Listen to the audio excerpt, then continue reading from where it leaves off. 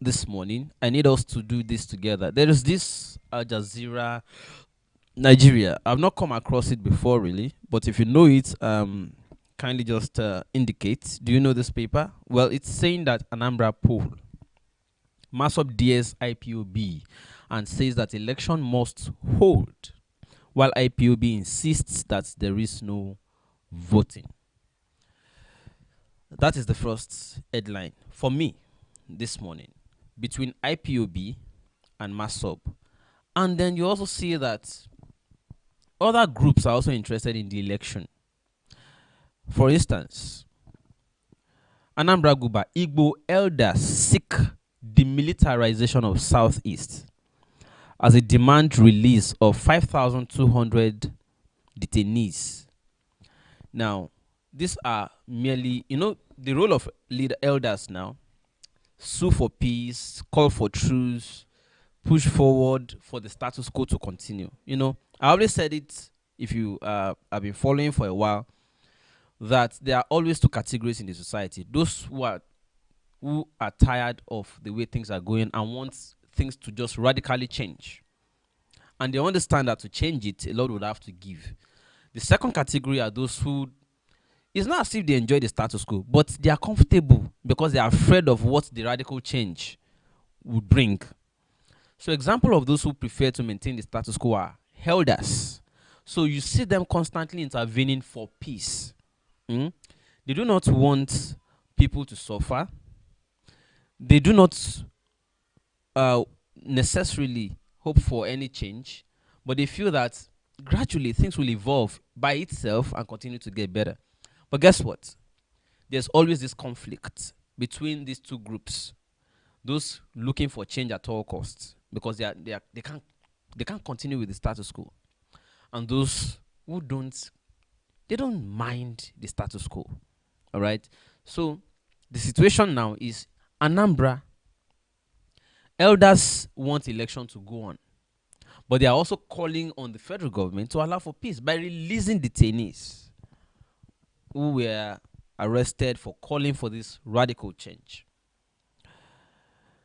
So, meanwhile, INEC says it is the commission says it's completely ready. Meanwhile, security agencies have also said there will be total lockdown from Thursday. Now, stay away, police warn troublemakers. That is according to this Nigeria. You can see that at all costs, they really want this election to go ahead, meaning that whatever the case, IPOB says election is not our problem. That's not what we need right now.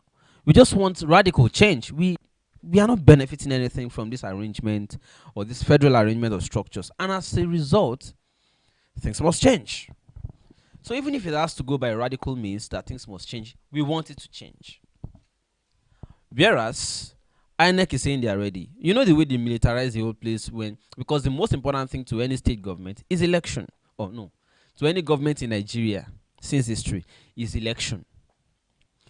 When it comes to issues of governance, you won't see them. You won't find them. They abandon it. They just continue, in most cases, to respond on pages of paper, like write press release, issue this or issue that. But when it comes to their own election, oh god, advanced teams, military, soldier, all of them. So now it is election in Anambra. All this heavy military presence, people clamored and cried. They looked for them when invaders were taking and seizing their land. We didn't see military.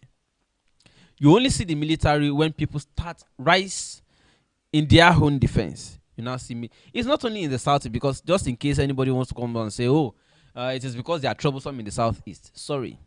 We saw also in the southwest where some farmers practically just say, don't enter my farm with your cow to graze. Just leave my farm. That's all. The herders went and brought soldiers to come and force the farmers to allow them graze. So it's not peculiar to Southeast, and we shouldn't try to bring that argument here, please. Meanwhile, Anambra pool. Now this is where we reached. It is the capacity to mobilize voters despite security challenges that will decide who will win. Now, I don't know if you saw the video on Arise TV. I saw it, where a particular candidate was being interviewed, and they were rambling, sound of rambling gunshots on the background. And the person even granted the interview was feeling unsafe, was shivering. Like, yes, we will continue all the same. There's gunshot sound on the back. Yeah, that is gone. You can hear it. They are shooting. And you want people to come out and vote under such election. You don't expect it to be free or fair, because it just appears or looks like they already predetermined or predesigned what outcome it would have. Reason being, they've said, okay, scare people away so that they do not vote against a particular candidate.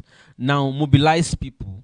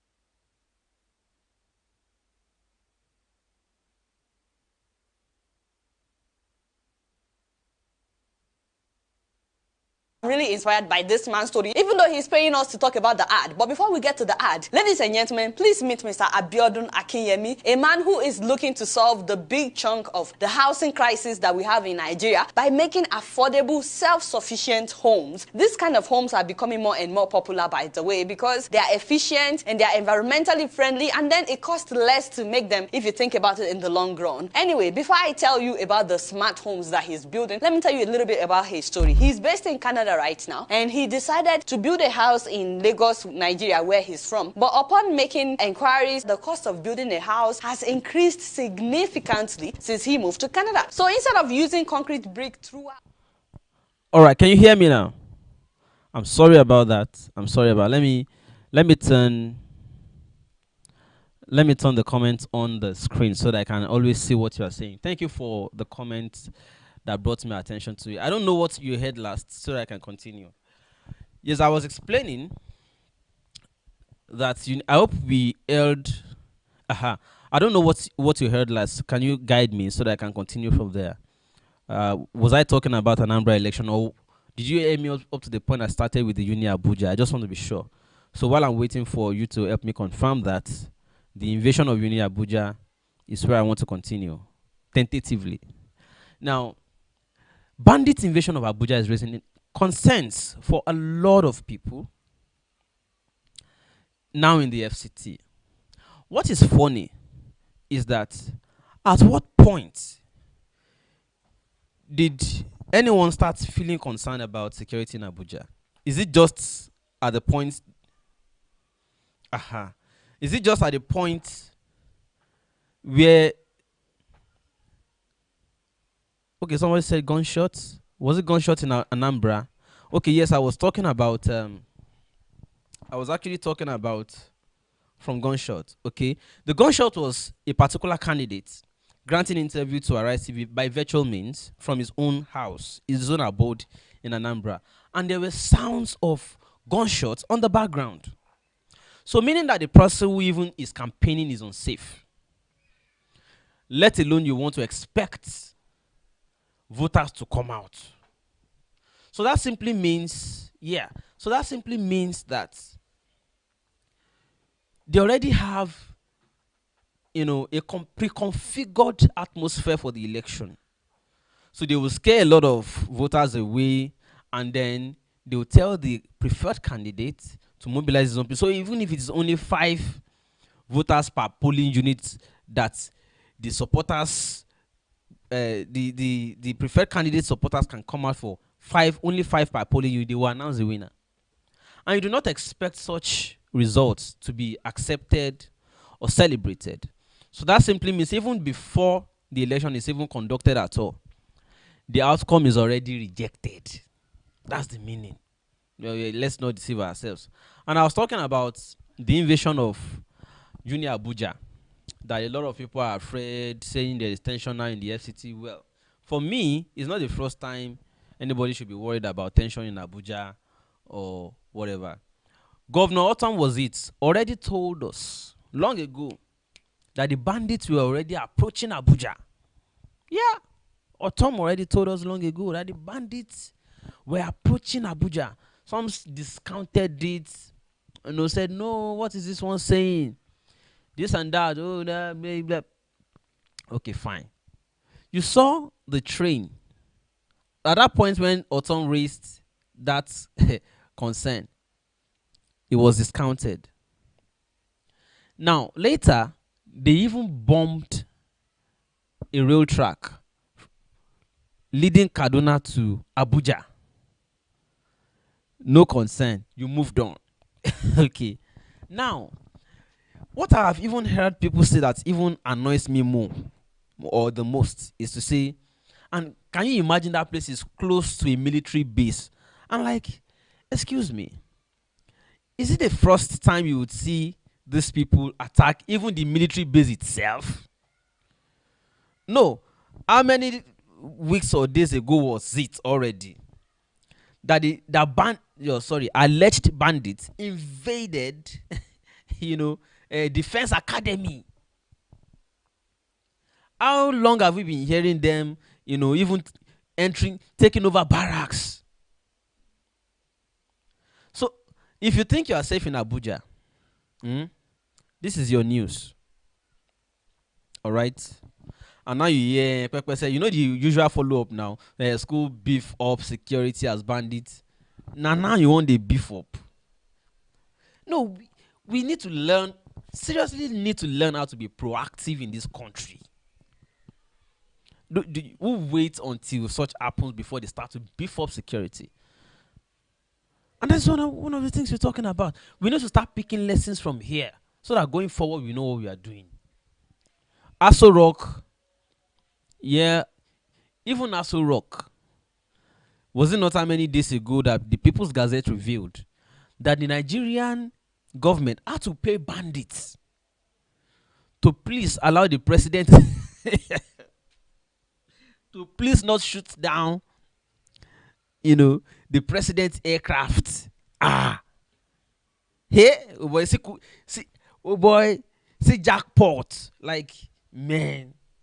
Anytime I'm broke, I can just say, oh yeah, I'm shooting the president. And they'll say, please take $20,000. I'm not tempted to say what F13. I'm tempted to say what incompetence. We know they already see. We know from the body language of the government. They say, let's be careful. Let's not designate them as terrorists. Why? Who did you pay to not to bomb the president's aircraft? Who did they pay to? No, everything around the stories so far suggests that the presidency know these people, including telling us we can't call them bandits. Something is fishy. Saying you can't call them bandits, knowing who to pay to. So what was all the razzmatazz about NIN registration about? If even the presidency is paying to beg bandits not to shoot down the aircraft. Remember, it was Lai Mohammed who said that it is a crime No, this is a this is how to know that the government is really confused. Like Mohammed said, it is a crime for even victims to pay ransom to their kidnappers. What does it tell us? That the kidnappers are committing a crime. Yes, we know. But it is even a crime for you not to allow them kill you and pay.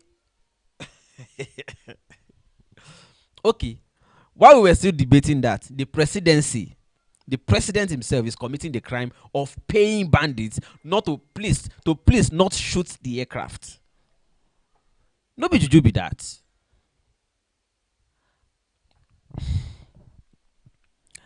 You know what? Now, Nigerian lawyers, the bench, the bar, Supreme Court, all of them are saying, oh, it's a national disgrace.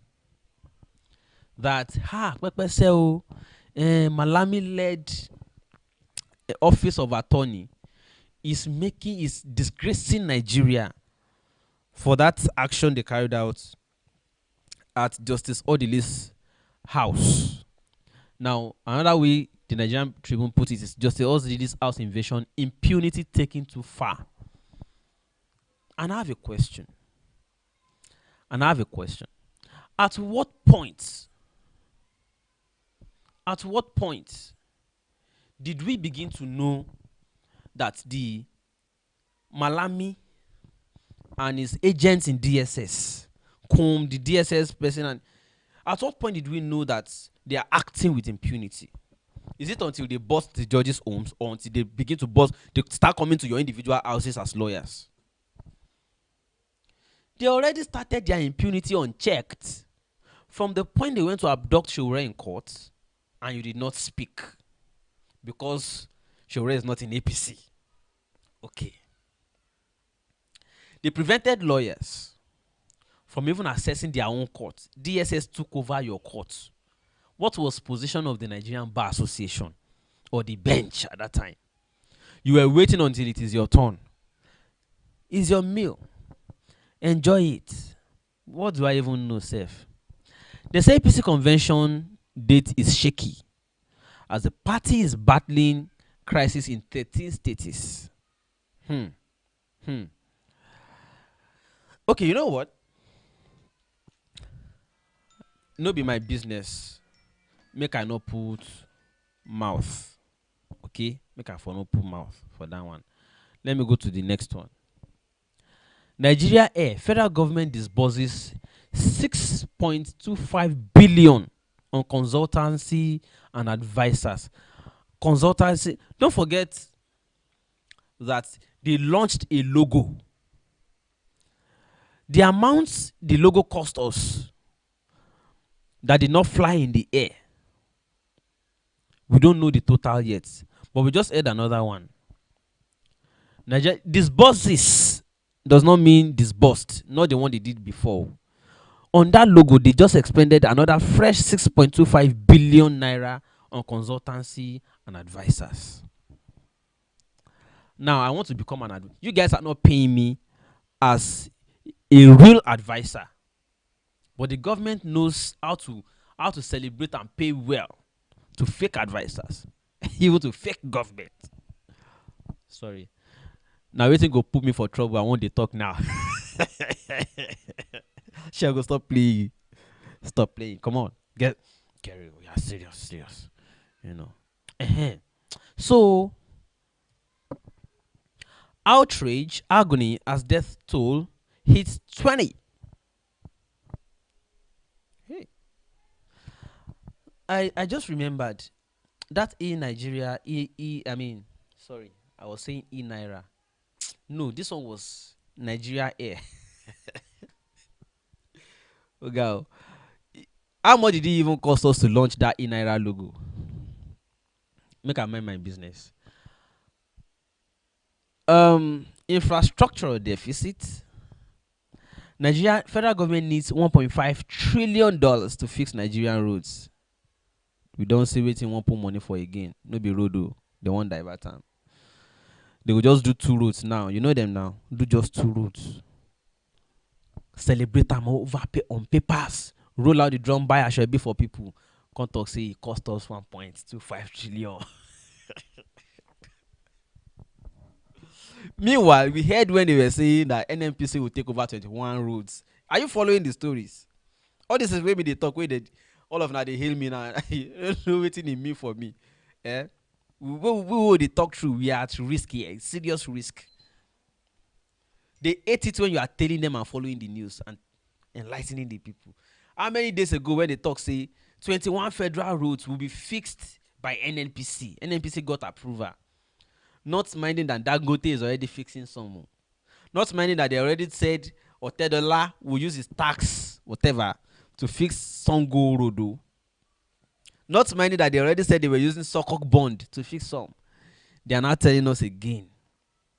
Wait to that they need 1.5 trillion, not naira, $1 trillion.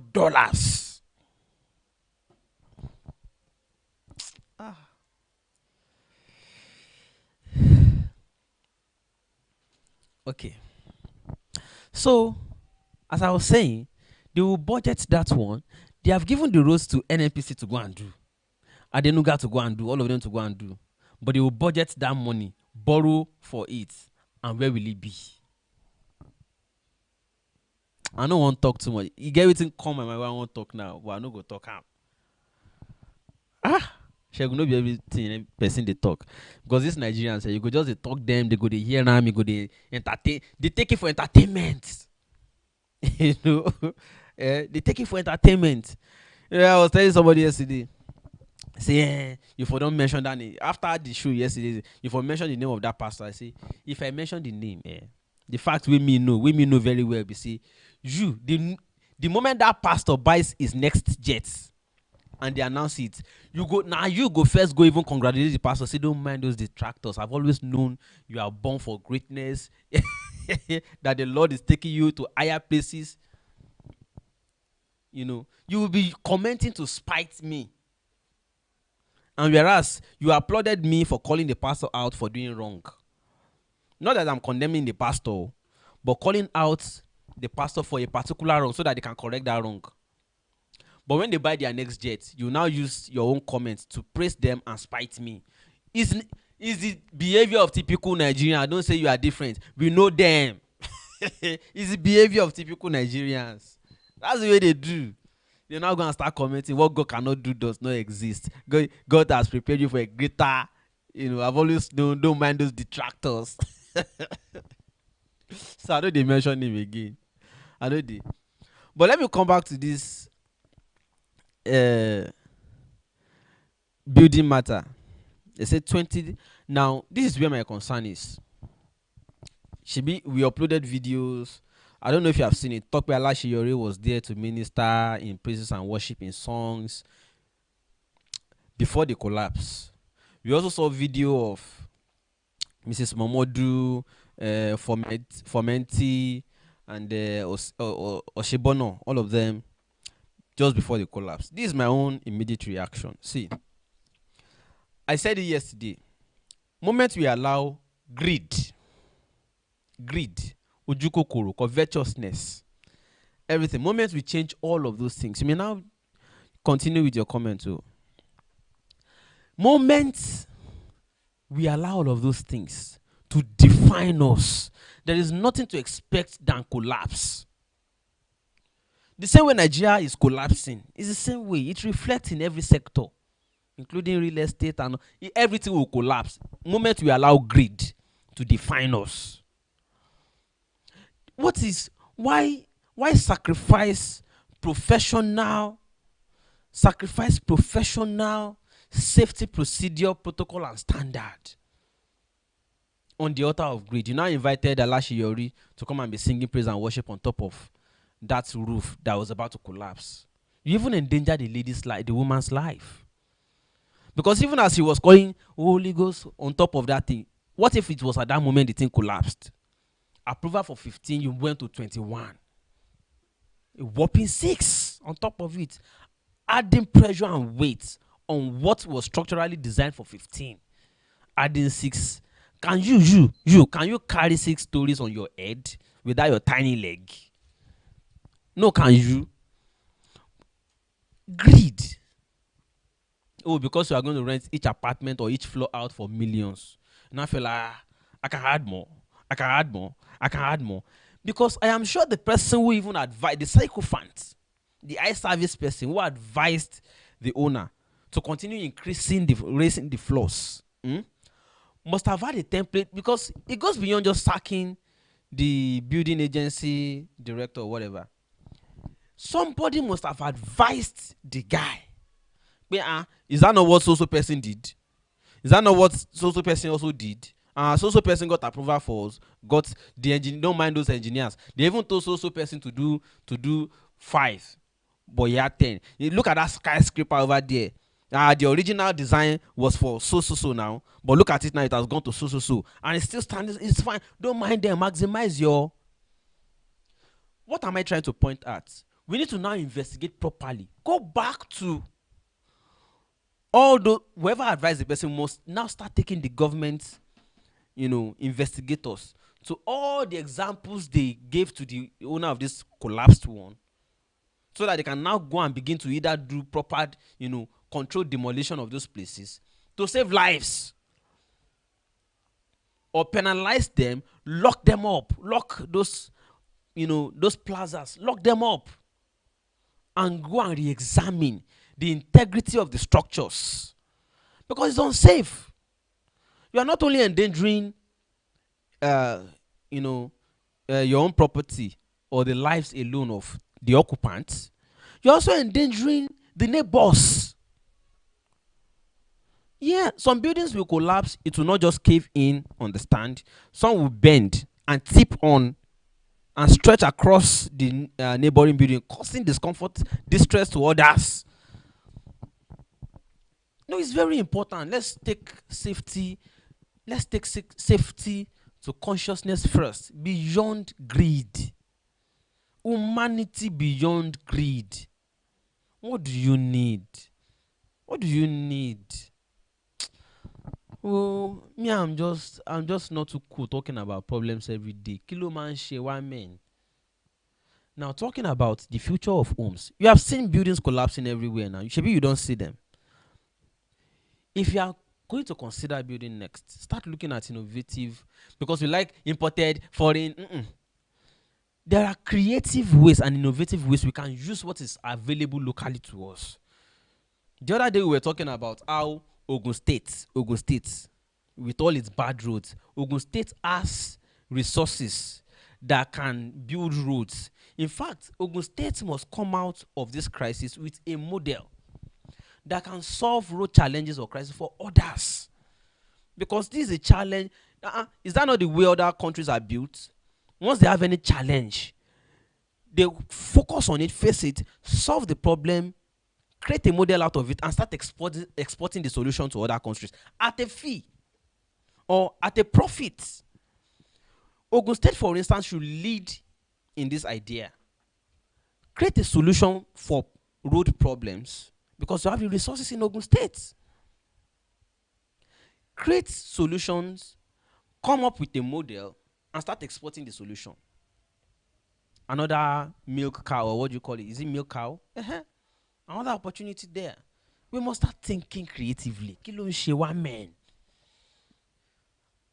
So, as part of thinking creatively, look at this particular one that Adeola Fayeun has to share. Really inspired by this man's story, even though he's paying us to talk about the ad. But before we get to the ad, ladies and gentlemen, please meet Mr. Abiodun Akinyemi, a man who is looking to solve the big chunk of the housing crisis that we have in Nigeria by making affordable, self-sufficient homes. This kind of homes are becoming more and more popular, by the way, because they are efficient and they are environmentally friendly, and then it costs less to make them if you think about it in the long run. Anyway, before I tell you about the smart homes that he's building, let me tell you a little bit about his story. He's based in Canada right now, and he decided to build a house in Lagos, Nigeria, where he's from. But upon making inquiries, the cost of building a house has increased significantly since he moved to Canada. So instead of using concrete brick throughout his construction, he substituted it with laterite, and he was able to save 30% of the construction cost. Laterite has a lot of advantages, by the way, including warming your home during the cold weather, cooling your home in the hot season. It's cheaper because it's readily available. It's everywhere in Nigeria. It has high clay content, self-sufficient, which means it can hold more water. Laterite gives you better air quality. So if you build your house with laterite, you can breathe in